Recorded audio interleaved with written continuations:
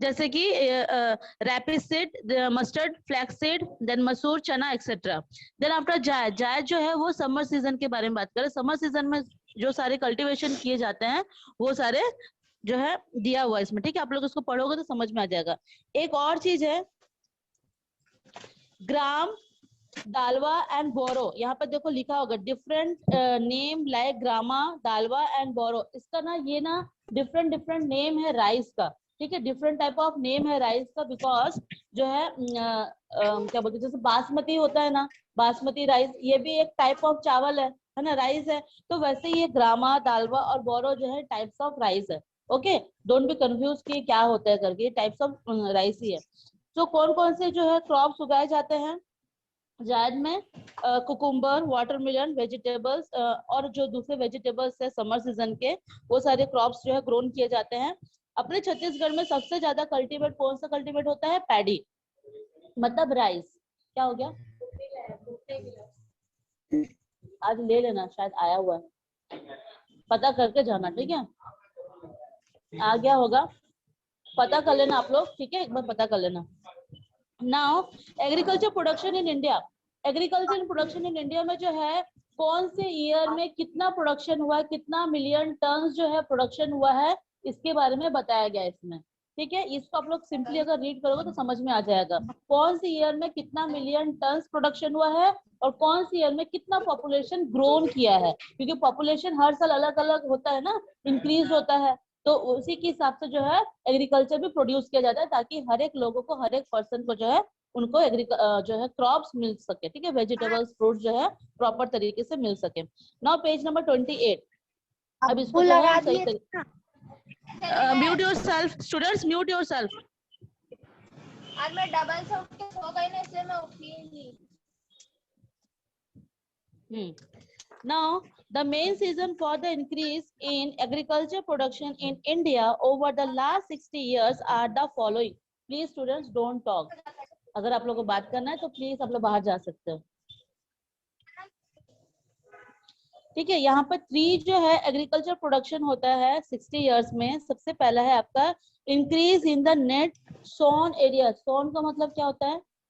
बोया। लिख लो, अंडरलाइन करो उसको, और बोया लिख दो। जहाँ पे धान बोते हैं ना उसको बोलते हैं। सॉन का मतलब होता है बोया क्षेत्र, बोया क्षेत्र जो बोलते हैं, ठीक है। सेकेंड है increase in area under irrigation. ऐसा एरिया जो कि इरिगेशन के अंडर में ही है, अंडर इरिगेशन के अंडर में ही है। और तीसरा है इरिगेशन का मतलब पता है ना, मतलब वहाँ पे क्रॉप कल्टीवेशन हो रहा है, वेजिटेबल्स कहीं ना कुछ ग्रोन किया जा रहा है। Then after increase in productivity, किस तरीके से जो है प्रोडक्टिविटी इंक्रीज हो रहा है हर साल। इस तीनों टॉपिक के ऊपर हम जो है पढ़ेंगे। लास्ट 60 इयर्स में किस तरीके से इंक्रीजमेंट आई है, इंक्रीमेंट आई है हमारे बोया क्षेत्र में, देन आफ्टर एग्रीकल्चर में, और देन आफ्टर प्रोडक्टिविटी में, प्रोडक्शन में, ठीक है। कितना कितना आया है ये अपन पढ़ेंगे। बोया मतलब अपन क्या 2 चीज बोते हैं, एक धान और एक गेहूं, 2 चीज बोते हैं। तो ये जो है बोया एरिया जो, और ये सबसे ज्यादा लगता है क्योंकि हम डेली या तो चावल या तो रोटी खाते ही हैं। कोई कोई जो लोग ये दोनों प्रेफर करते हैं, है ना। तो उसके अकॉर्डिंग जो है सबसे ज्यादा जो कल्टीवेशन होता है वो इसी का ही होता है हमारे इंडिया में। So increase in, students are you listening? Online जिसमें है लोग लिसनिंग, लिसन कर रहे हो आप लोग? सुनाई दे रहा है मेरी आवाज? Yes, ma'am. Okay, beta. Okay. Now, increase in net sown area.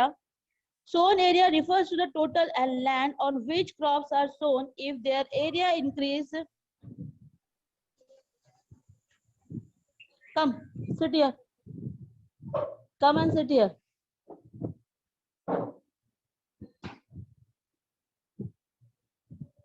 आप लोगों को वार्न करने के बाद भी आप लोग नहीं सुनते, पता ये सबसे ज्यादा दिक्कत है। जब तक मैं एक्सप्लेन करूं तब तक शांत रहो, जब एक्सप्लेनेशन ओवर हो जाएगा तब तुम लोग जितना बात करना करते रहना। Sown area refers to total land on which crops are sown. If this area increases, then production increases. India has a fixed and mass, land mass. देखो इंडिया के पास बहुत बड़ा एरिया तो है नहीं, ठीक है। जितना एरिया में है उसमें आधे में जो है पॉपुलेशन रहती है, आधे में पानी है, और आधे में जो कल्टीवेशन किया जाता है।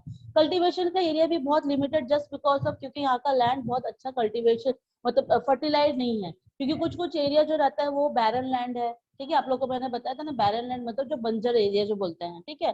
कुछ लैंड ऐसे है जहाँ पर सिर्फ वहाँ पे बिल्डिंग के लिए ही बनाया जाता है, बंजर एरिया में आप बिल्डिंग बना सकते हो।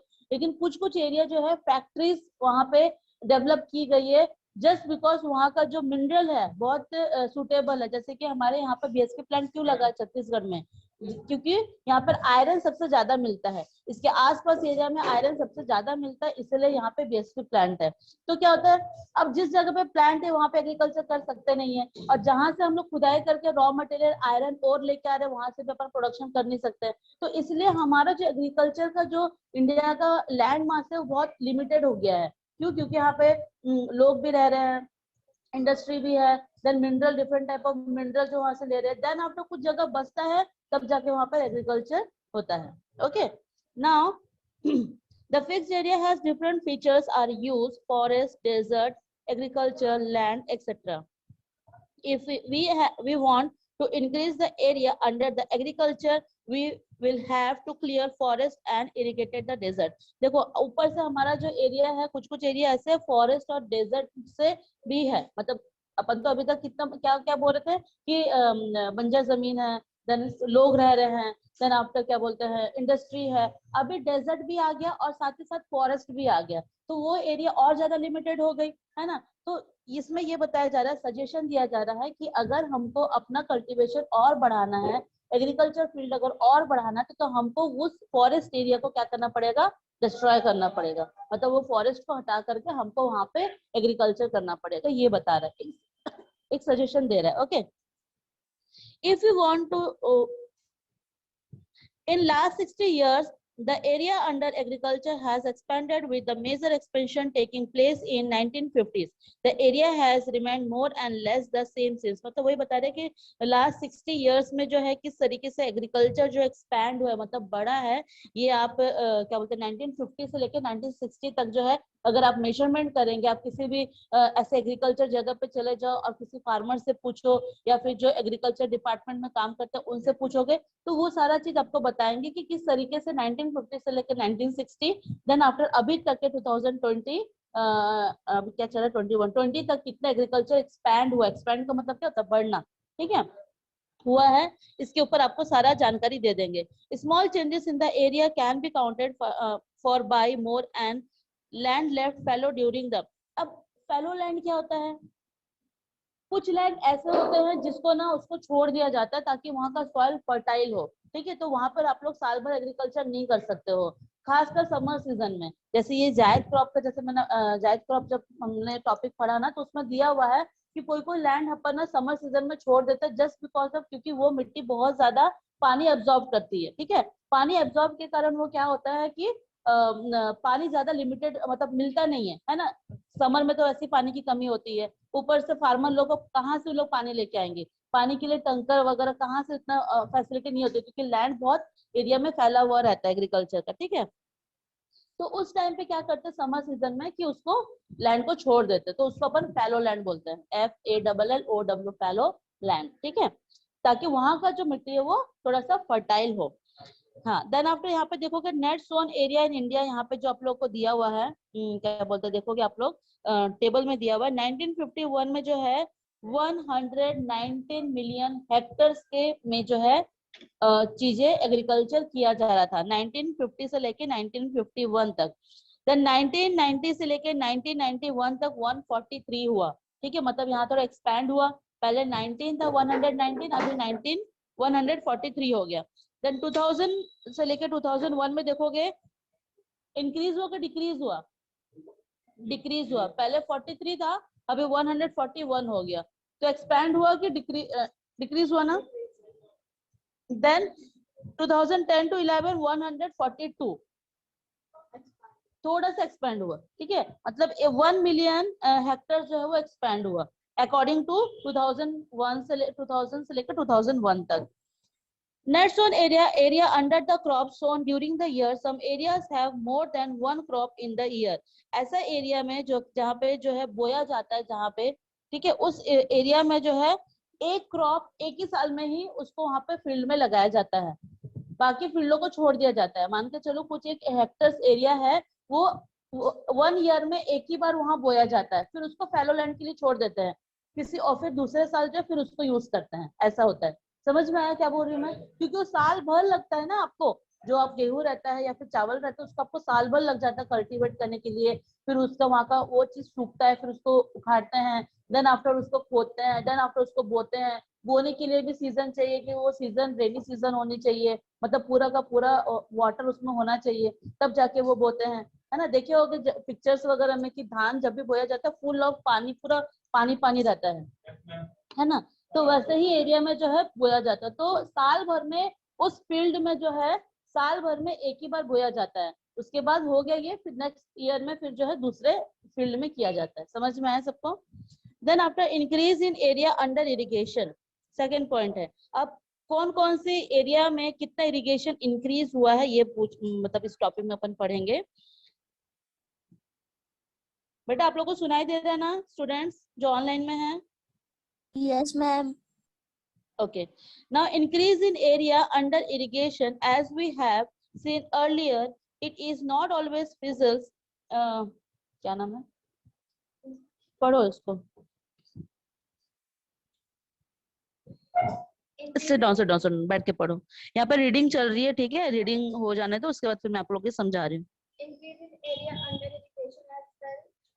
As we have seen earlier, it is not always feasible to bring more land under cultivation, but production can be increased to some extent by growing multiple crops in a year. On the available land, irrigation helps us to grow multiple crops on the same land. Irrigation facilities have been expanded to boost agricultural production with the mistake making it possible to cultivate the land after the monsoon. In 1950 to 1951, 16% of India's agriculture land was irrigated. By 2010 to 11, the irrigated area doubled to 32% of available land. Okay, stop. Now देखो इस paragraph में क्या बोल रहा है, just wait student.